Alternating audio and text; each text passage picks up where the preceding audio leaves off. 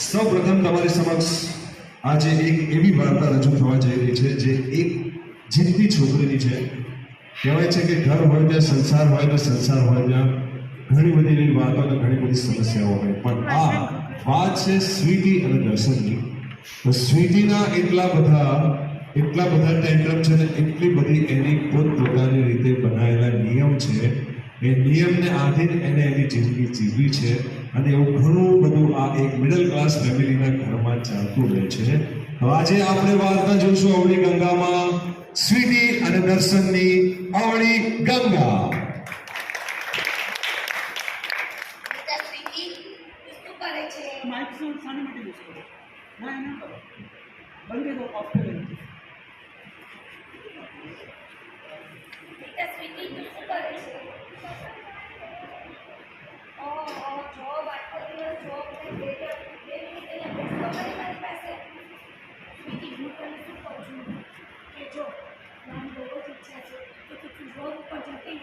ગાડીમાં મારો જમાઈ તને ડ્રોપ કરવા આવે, એ હસી ખુશીને જતા હોય તો કેવું સારું લાગે કે